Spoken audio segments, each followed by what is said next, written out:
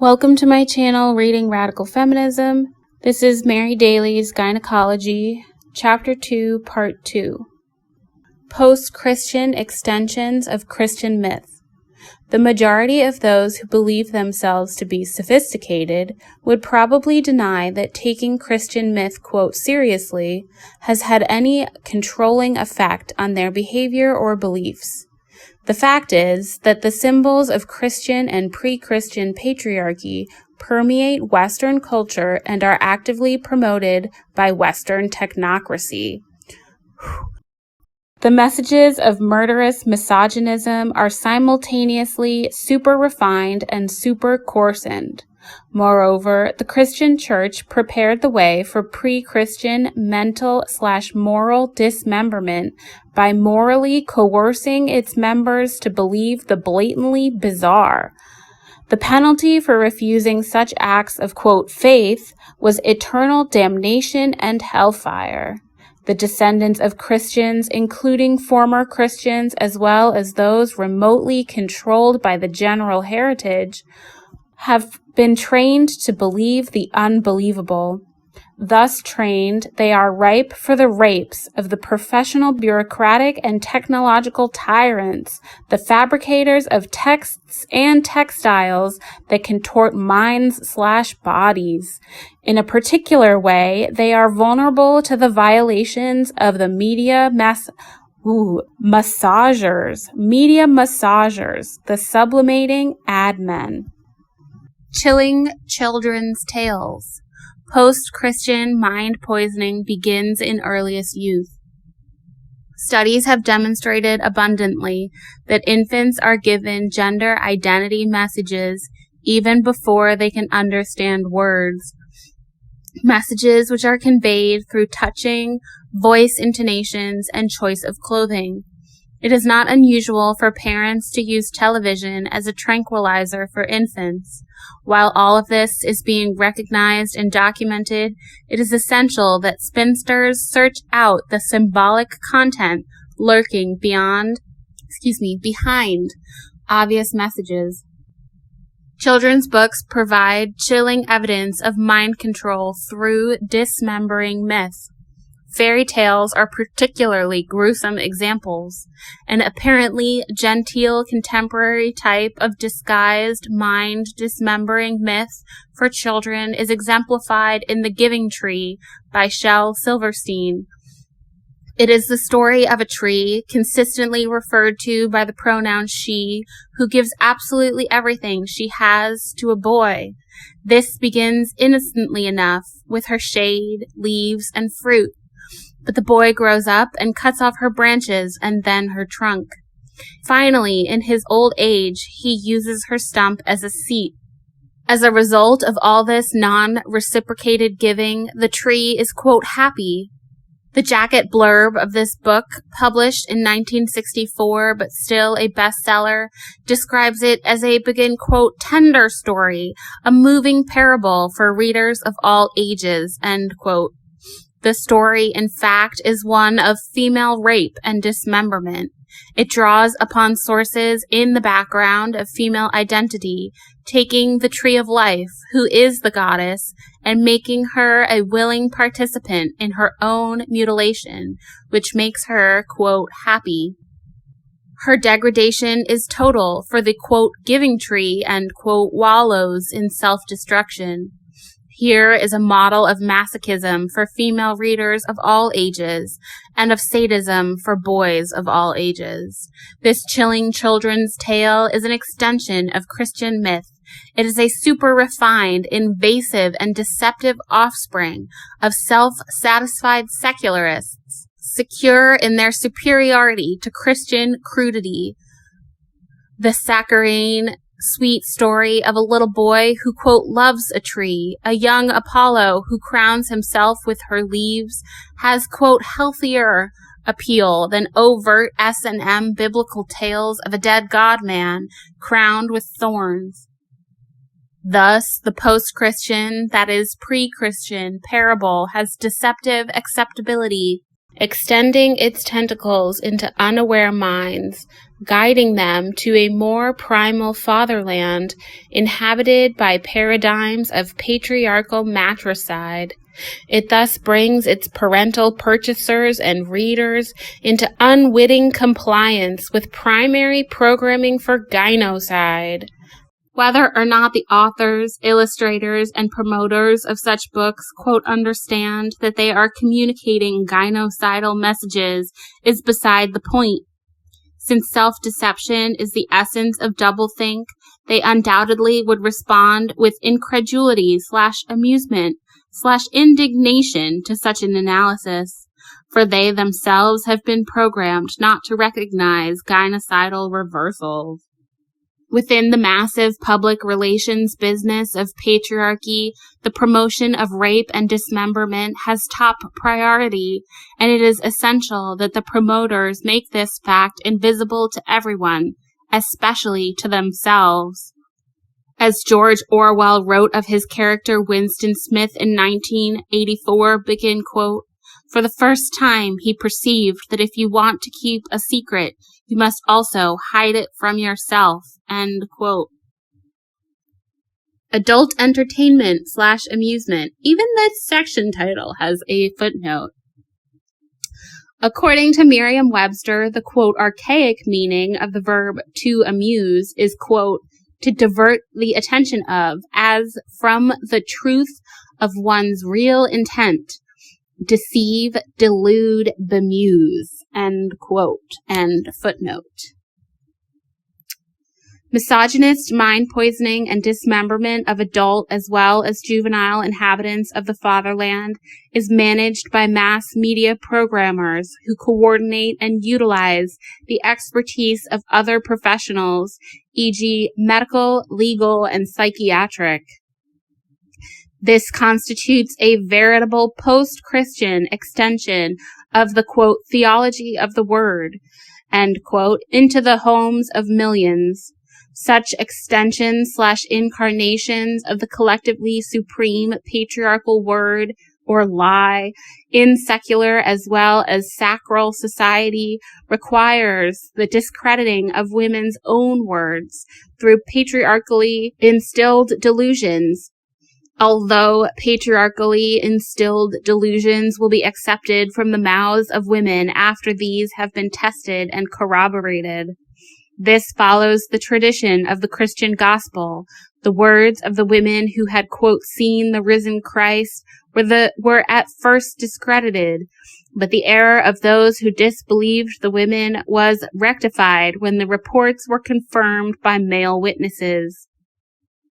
The women's perseverance in perpetuating a patriarchal fantasy was finally rewarded. So also in post-Christian secular society, where beliefs are managed by the mass media, women are still rewarded for perseverance in promoting male propaganda. It is when women speak our own truth that incredulity comes from all sides.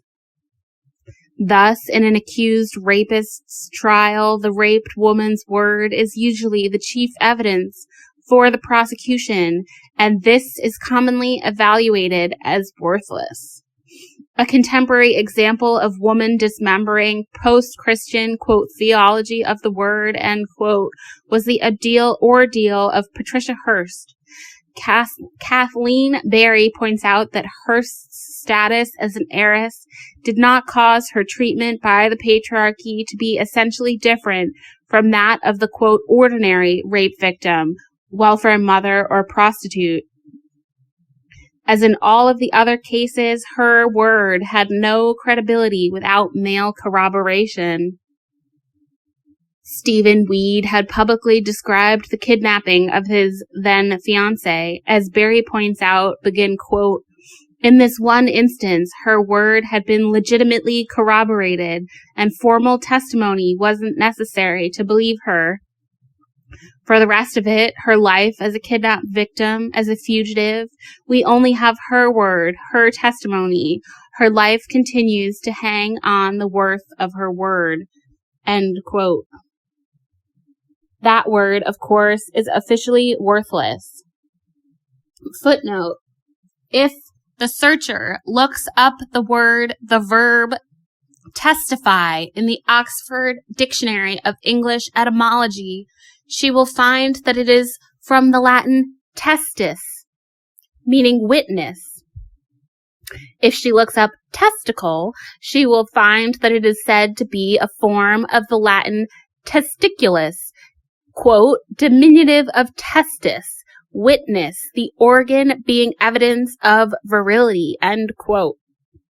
Since women do not have testicles, they cannot really be qualified to testify, to give evidence in patriarchal courts. God damn it.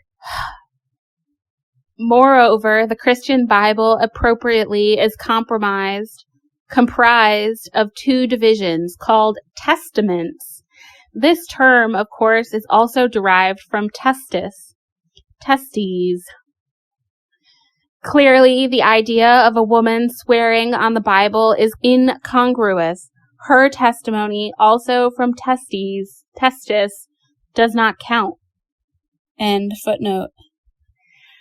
Barry gives an exquisite analysis of the idea of, quote, lying as it has been illustrated in the entire tragedy, including the trial. Begin quote. It is argued that she lied to save her life. It is not argued that she told the truth to save her life. It is not argued that her attorneys gave her a story to fit their strategy. It is not argued that her defense attorneys developed a defense strategy based on her story. Patricia Hearst's truth was interpreted by the jury and the world at large as falsehood. Each of the jurors interviewed by Barry described her as listless and pale, since she failed to entertain them with emotional outbursts against the SLA, Symbionese Liberation Army, and looked/spoke the way she really felt. It was assumed that she was lying through her body as well as her words. For, since the patriarchy requires women to be, quote, made up, that is, lie through their bodies, this assumption that women are lying carries over to all physical appearance, however deviant. An alternate juror interviewed by Barry, Mary Neiman, credited Hearst's words, but her voice was not officially heard in the deliberations. This unheard woman acknowledged the listlessness and interpreted it as a sign of truthfulness, stating, quote, she could have made herself look better if she were lying, end quote. Here, then, is a succinct summary of the secular applied theology of the, quote, incarnate word, end quote, according to which women are incarnate lies. The male-made lies are manifold and intertwined. Thus, the SLA was credited by the left for, quote, raising the consciousness, end quote, of an heiress, while the fact of the racist murder of Marcus Foster and the fact that a woman was beaten and raped were overlooked. Begin quote, what mattered is that they got her to identify on tape with the plight of the oppressed, end quote. The SLA used feminist rhetoric and forced Hearst into the public position of sex role violator, thereby setting her up as a victim of sexist hatred by all classes. On one level of analysis, it could be said that the SLA and the supporting left were using Hearst to attack her rich father and his corporate power. In reality, they were impotent against him. A closer analysis shows that the SLA, the left, the establishment, and its media were using his image and brand of power to attack and brand her. Through the manipulation of Patricia Hearst and of her image, seemingly opposed factions of men actively combined to brand and gang rape all women who persist in surviving. Because of her possession by the Hearst wealth, Patricia was hated by the less wealthy, almost everyone, and especially by righteous revolutionaries. Because of her enforced deviation from the role of well-brought-up feminine young woman, she was hated by the establishment. The real effects of the media's symbolic identification of Patricia Hearst with all women, particularly those with a will to survive, should not be underestimated. The media-managed misogynist violation of this woman functioned to legitimate the escalation of violence against every woman. Secular S&M. In Christendom, as well as in post-Christian secular society, the words/expressions of female spirit are raped, twisted, tortured, dismembered. From the witch trials brought about by the bonding of theologians and legal specialists to the Hearst trial affected by the bonding of secular theologians, that is, psychiatrists and attorneys, the dispiriting process is essentially the same. Whereas the Christian cross glorified suffering as a means to purification and ultimate joy in the, quote, afterlife, the contemporary secular sadomasochistic gospel proclaims that female suffering is joy. Thus, even the agony of Patricia Hearst was perceived by many as, quote, a rich girl getting her kicks, end quote. A Rolling Stones billboard atop Sunset Strip in Los Angeles in 1976 depicted a woman with hands tied together and legs tied spread apart, accompanied by the words, quote, I am black and blue from the Rolling Stones, and I love it, end quote. Ew. The anonymous authors of a 1977 Time article entitled, quote, really socking it to women, end quote, paternally discuss some gimmicks of, quote, kings of kink, end quote, who admittedly seek revenge against women. With timely detachment, they write of the men who shoot photos of women mutilating themselves and describe the men who design albums with pictures of women chained, women hanged, women gang raped. Predictably, they find a woman psychiatrist who is willing to claim that all of this corresponds to masochistic fantasies of independent women. Thus, the rape of the female mind/will, the message of the Virgin Mary's impregnation by the Holy Ghost, is repeated and completed in the, quote, joyful, secular S&M resurrection of the torture cross. I suggest that theologians have always fantasized a female hanging on the cross. Hannah Tillish, in her lucid autobiography From Time to Time, describes the pornographic exploits of her husband, Paul Tillish, the famous theologian. She describes entering his room during his showing of a porn film for his own private entertainment, begin, quote, there was the familiar cross shooting up the wall. A naked girl hung on it, hands tied in front of her private parts. More and more crosses appeared, all with women tied and exposed in various positions. Some were exposed from the front, some from the side, some from behind, some crouched in fetal position, some heads down or legs apart or legs crossed, always whips. Crosses, whips, end quote. Tillish was not atypical. He simply had a wife who was determined to publish the truth after his death, despite all the attempts of theologians, psychologists such as Rollo May, and other, quote, friends at first to stop her and later to discredit her. We have a footnote about Rollo May. His arguments, I guess that's a he, are against Hannah Tillish's account of her life with Paul Tillish are fascinating. May complains, begin, quote, the things that make Tillish significant are left out. What this does, unless the reader already knows him, is to give a warped portrait, another dirty old man, end quote. Indeed, and Hannah Tillish knew him well. May goes on with impeccable illogic, explaining that he had tried to persuade Hannah not to publish this book, which would be, quote, most humiliating to her, end quote. May was asked if he thought his version was, quote, more factual on the sensual side of Tillich, end quote. He responded, quote, I do. An admiring student may not be the most objective judge of a teacher, but a wife is considerably less reliable. No man is a hero to his valet, end quote. Rude. May goes on to explain some of Hannah Tillich's chores as, quote, valet, such as always driving the car and making travel arrangements. With psychological acumen, he comments, quote, at times I felt sorry for her, yet she seemed to enjoy it. She liked to meet the important people she met because she was Mrs. Paul Tillich, end quote.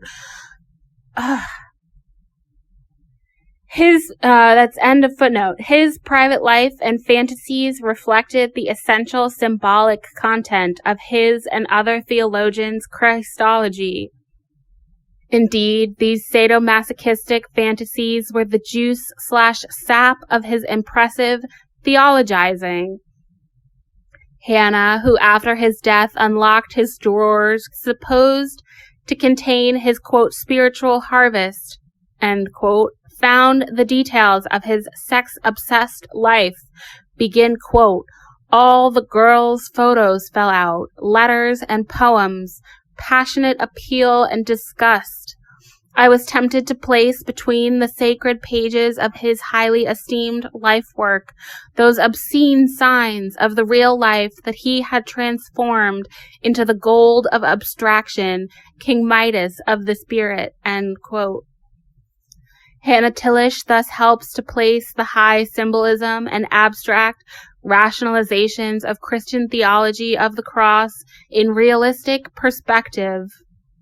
Torture for, quote, higher causes, end quote, religious and secular, has always been legitimated by Christian cross-bearers.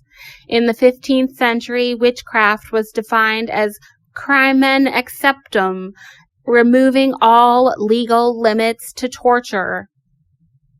Thus, it is not surprising that the secular sadomasochistic society, which has descended from Christianity, by no means restricts its brutality to the realm of advertising, pornographic films, and kinky sex orgies. There is abundant evidence that the systematic torture of political prisoners is carried on by many, probably most, governments. Here, the rationalization is not, quote, joy in sex, end quote, but something like, quote, national security, end quote. In the 1970s, Amnesty International, an organization devoted to the release of all political prisoners in the world, reported evidence that brutal political torture is a worldwide practice. While this reality is not new, and while the evidence of the horrors of the Nazi death camps and of American torture of Vietnamese is easily available, it is important to see this in the context of the super refinement and simultaneous coarsening of post-Christian secular extensions of Christian myth. Considering the horrors of the torture of heretics and witches in the beginnings of the patriarchal, quote, modern period, it would appear that the application of torture cross mythology could hardly get coarser. It does, in the sense that coarsening blends with super refinement of technique. The most hideous / harsh / coarse torture is carried out with the sophisticated techniques of modern medicine, including, quote, life-prolonging machines and a variety of pharmacological means as also used in hospitals. Indeed, the sadistic methods used in Nazi death camps, in contemporary political prisons, and in hospitals, including, quote, mental hospitals, bear striking resemblances to each other. Footnote: for analysis of the horror of modern medical techniques, see Ivan Illich, Medical Nemesis, The Expropriation of Health, Pantheon, 1976. Illich discussed the use of, quote, medicine, including life-prolonging equipment, in the torture of political prisoners in a talk at Harvard University in 1976.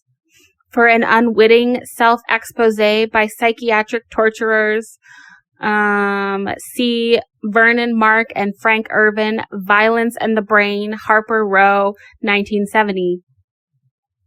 Even the title of Mark and Irvin's book is a reversal of the fact that they are the perpetrators of violence against their patients.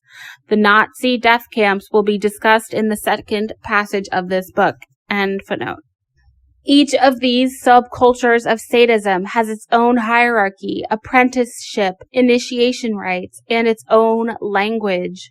The subculture of torture in Brazil is a bizarre example with its, quote, parrot's swing, its, quote, dragon chair, its, quote, spiritual seance, and its, quote, advanced school of torture, end quote.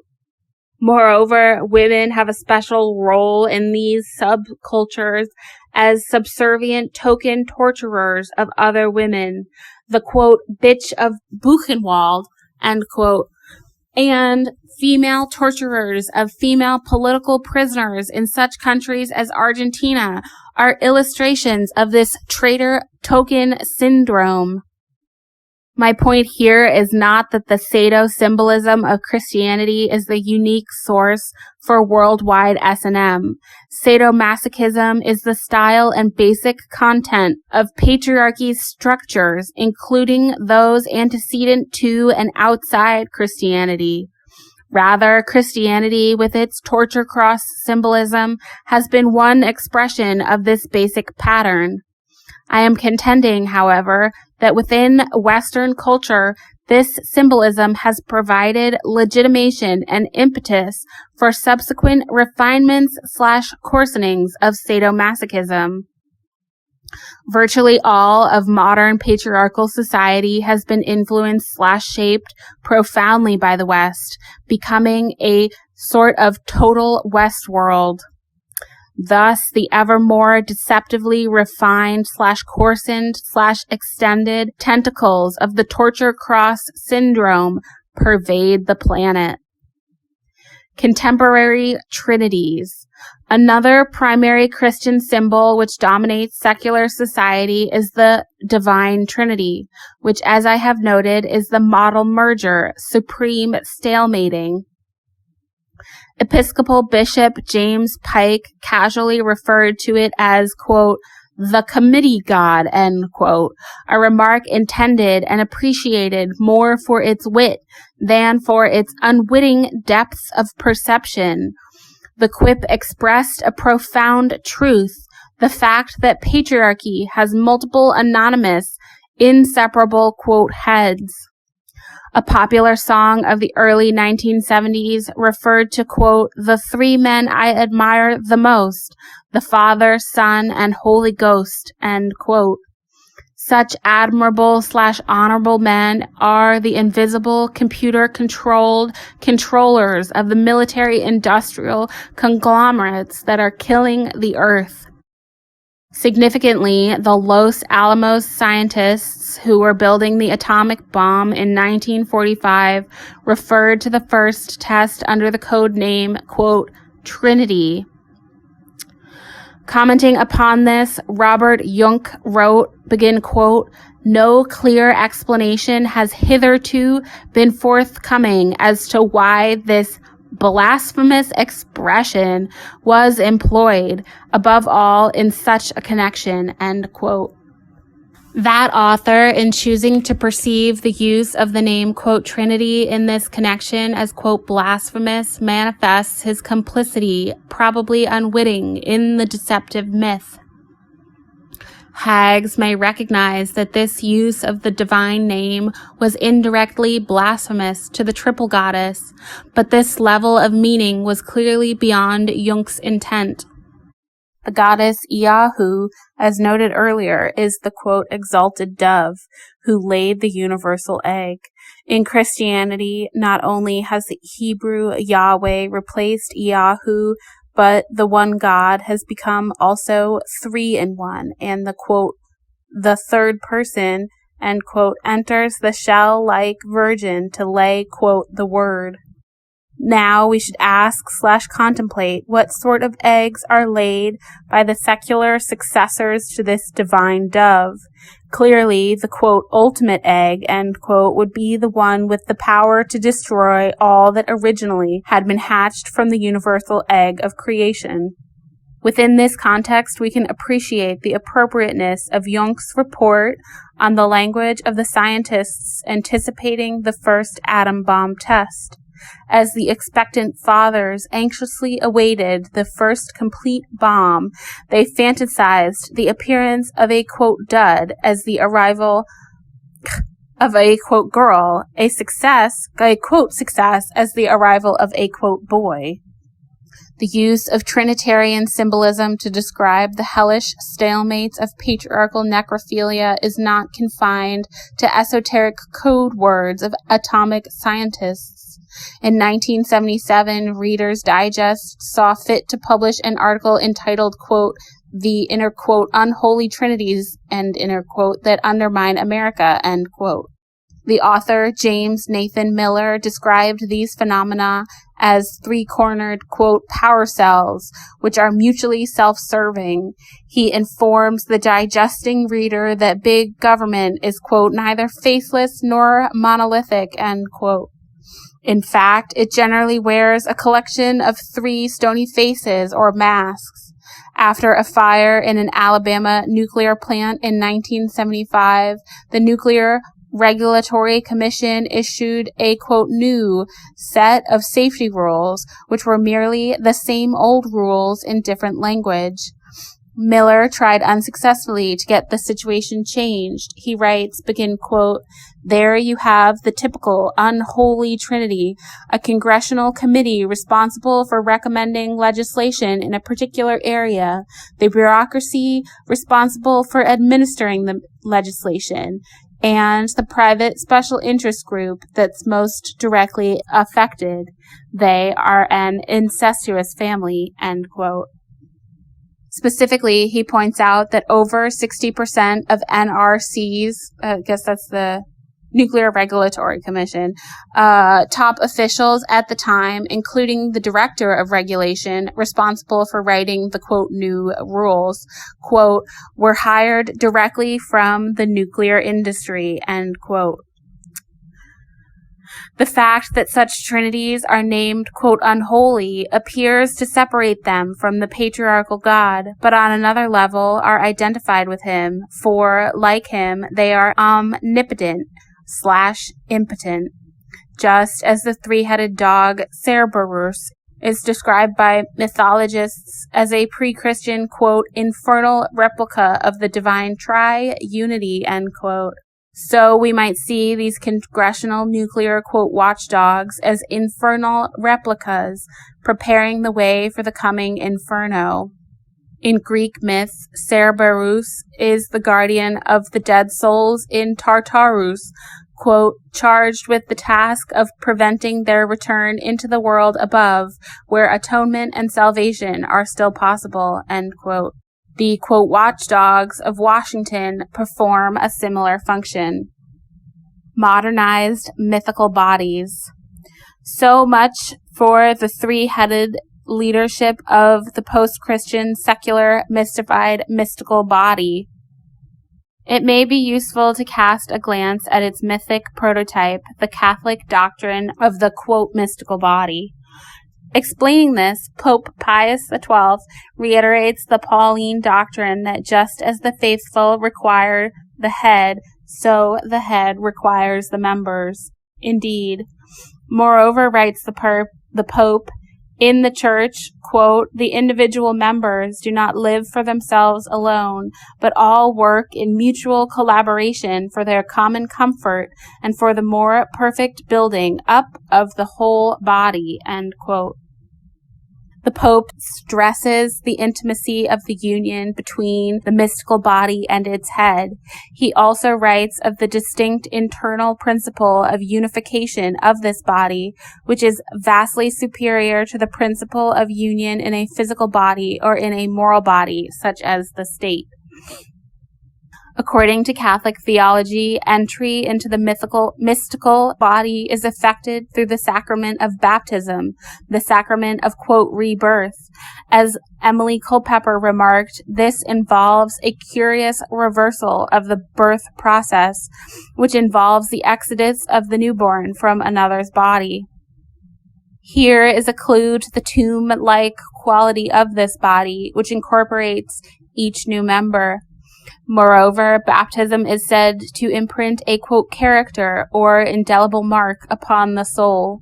A typical theological authority on this subject explains the process in words that deserve to be read verbatim.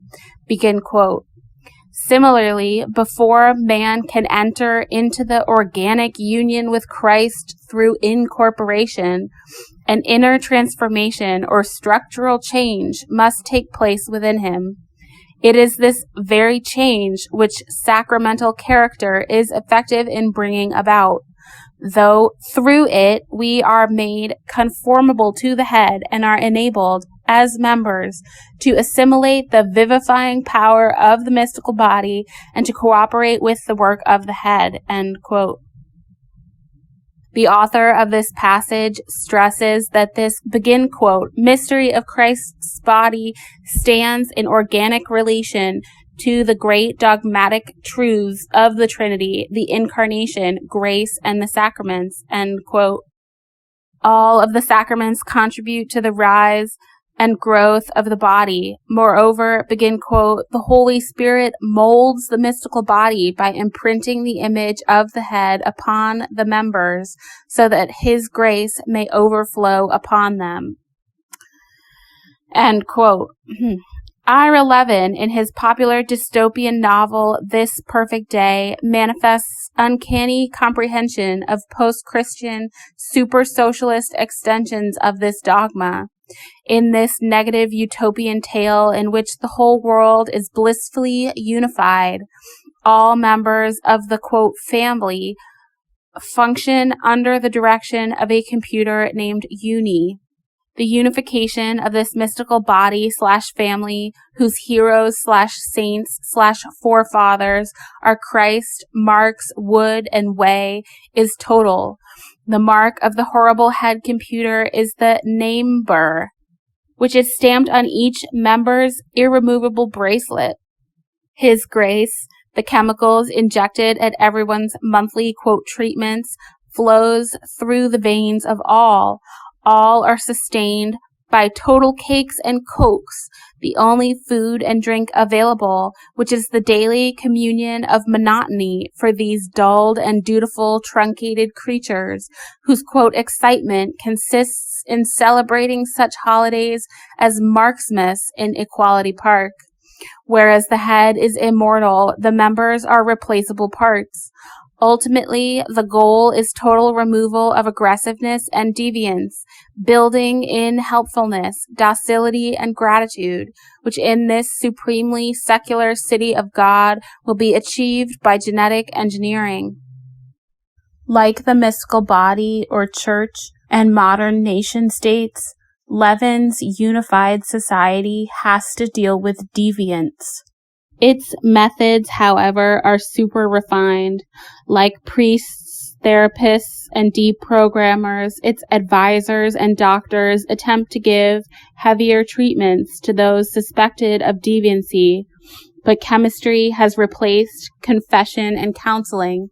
Moreover, the unified society has gone beyond the more obvious, drastic means of, quote, curing deviance, such as witch burning and political, quote, re-education. Its techniques have advanced to absorbing and utilizing rather than merely eliminating the talents of strong deviants. In the surprise ending, spoiler alert, the brightest and strongest resistors finally reach the innards of the hated computer with the intention of destroying this super machine, and find to their astonishment that they have passed the complicated series of tests/trials required for invitation to join the small ruling caste. This fictionalized refinement of conversion represents the ultimate streamlining of patriarchal planning. Instead of wasting material by total elimination, the head reincorporates would-be outsiders. This recycling and assimilation process in which the head eats the self-amputated members surpasses the cruder religious scheme, which admits its failures through its doctrine of eternal damnation. Here, according to paternal plans, all are saved in one way or another, either as mystified members or as mystical masters.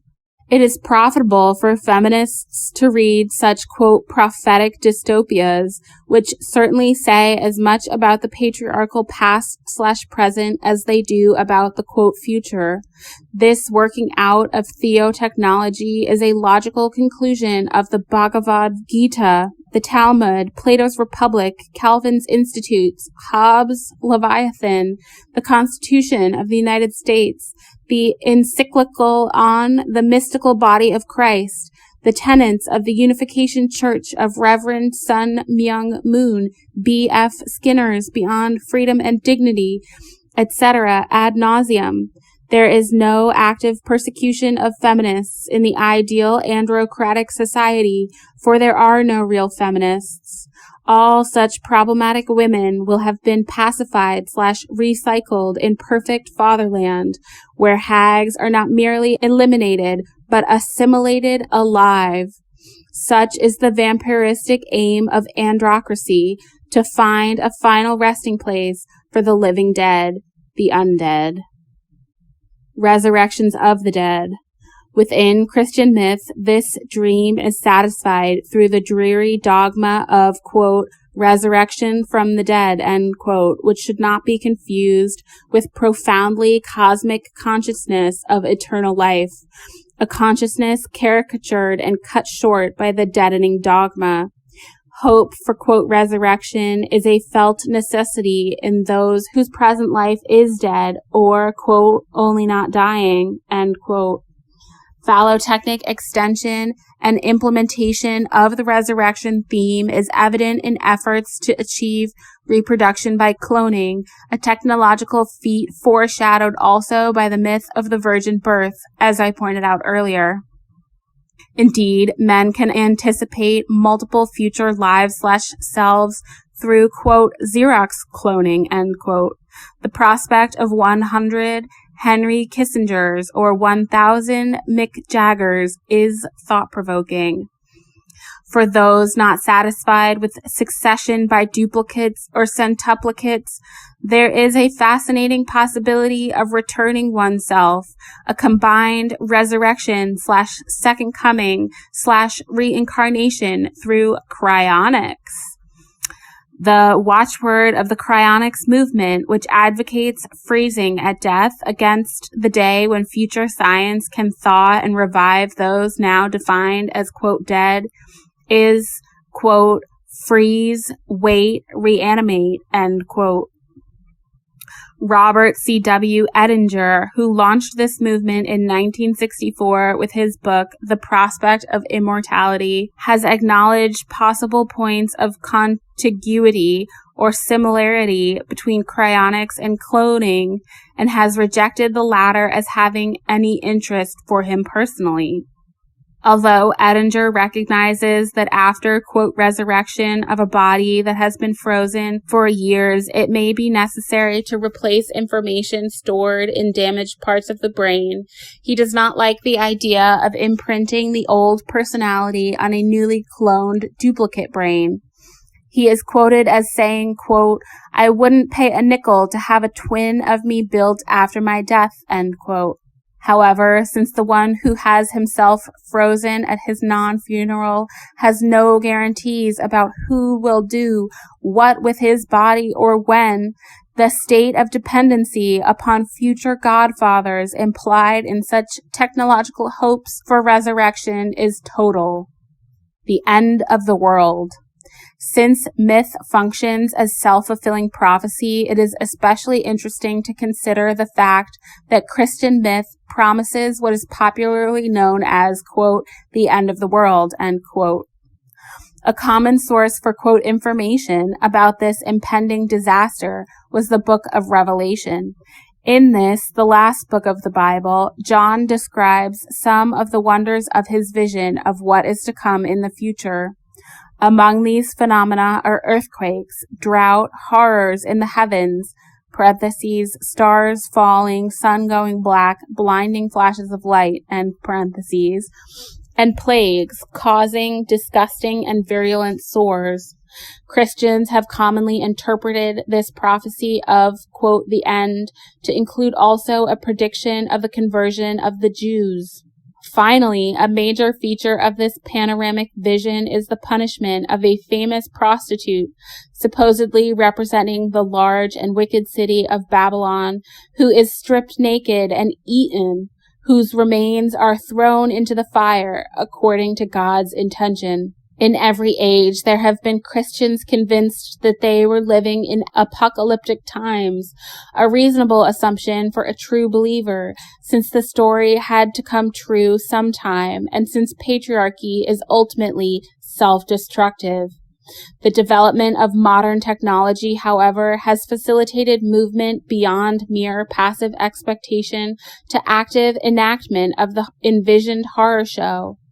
Robert Young describes the first atomic explosion in 1945 and the reactions of the scientists who created and witnessed it. Quote, "It is a striking fact that none of those present reacted to the phenomenon as professionally as he had supposed he would. They all, even those who constituted the majority, ordinarily without religious faith or even any inclination thereto, recounted their experiences in words derived from the linguistic fields of myth and theology." End quote. He goes on to cite General Farrell, who spoke of, begin quote, "the sustained, awesome roar which warned of doomsday and made us feel that we puny things were blasphemous to dare tamper with the forces heretofore reserved for the Almighty." End quote. While Robert Oppenheimer was watching, a passage from the Bhagavad Gita, the sacred epic of the Hindus, flashed into his mind. As the gigantic cloud of destruction rose over, quote, point zero, he recalled the line allegedly uttered by Sri Krishna, the Exalted One, begin quote, "I am become death, the shatterer of worlds," end quote. Here we see Christian myth merge with the language of another sect of the religion, which is patriarchy. The message is necrophilic procession into nowhere/nothing. The point of patriarchal religion is point zero. Technologists from Christian culture have led the way in acting out the apocalyptic myth, making the magic mushroom cloud, fathering the fireball. Members and descendants of other religious bodies/families follow automatically in the atomic death march/funeral procession. Scientists are priests of the patriarchy, performing the last rites. Typically, the justification for the atomic bomb in the 1940s was, quote, "to end the war," end quote.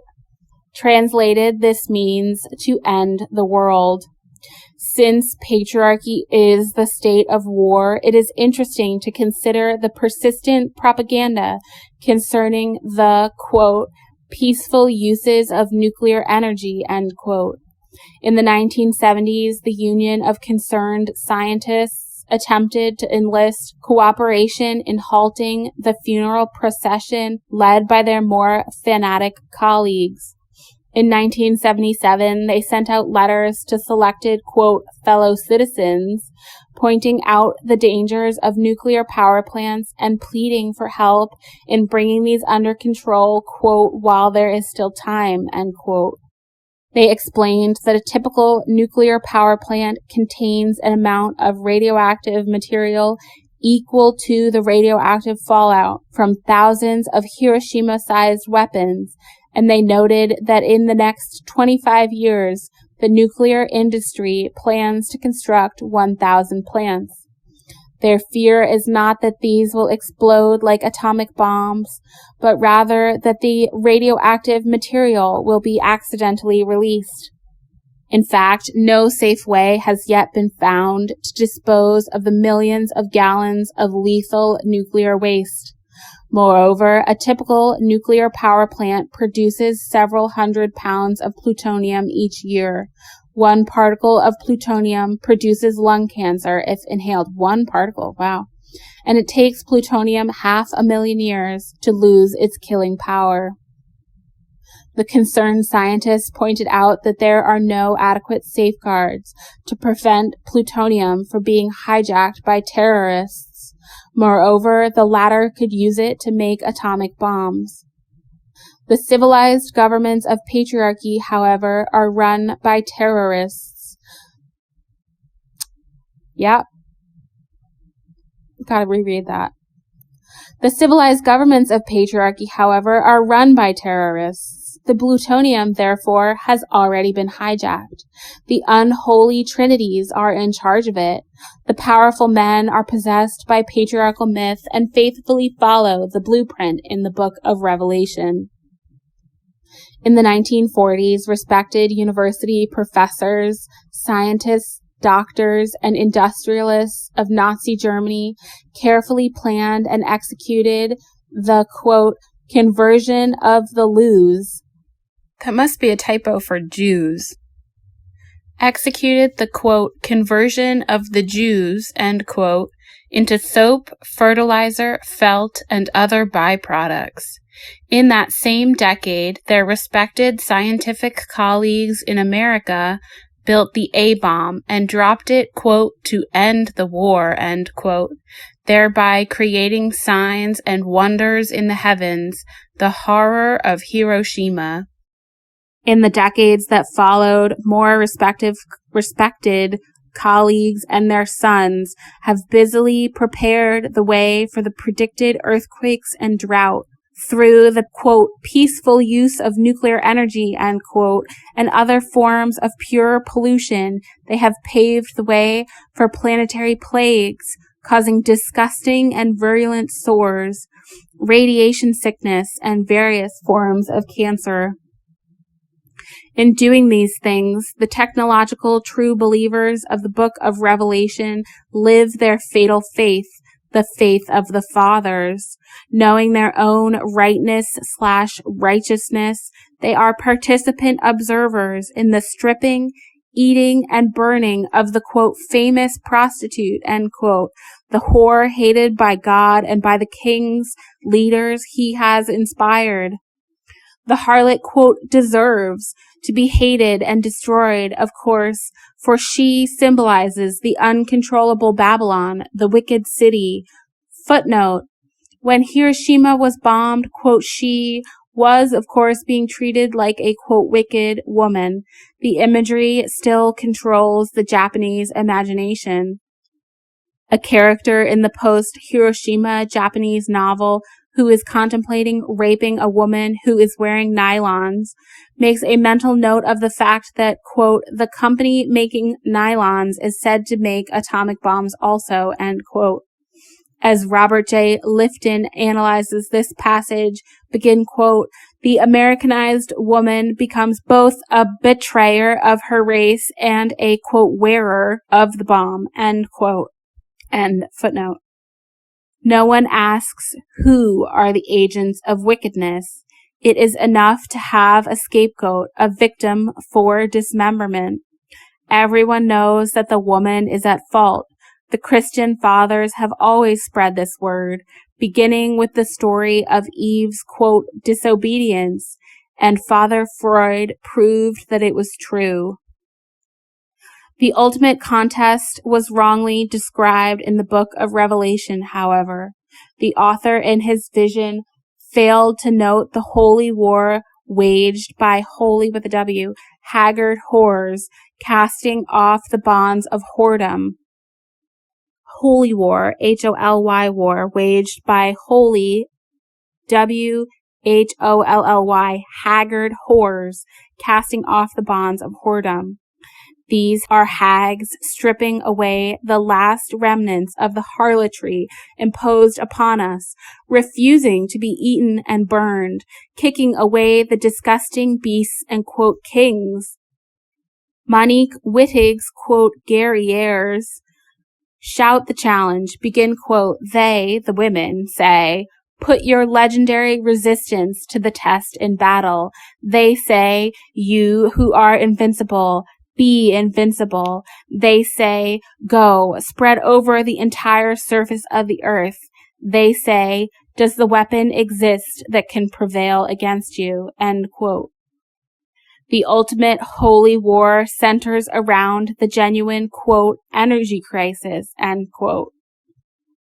Its focus is the wrenching free of female energy, which has been captured and forced into prostitution by patriarchy, degraded into fuel for continuing its necrophilic processions. As hags break from this bondage, we break the spell of deadly deception. We break the myths of the masters. In order better to understand how the spell can be broken, we need to turn to further analysis of the ways in which mystifying myth is played out in patriarchy.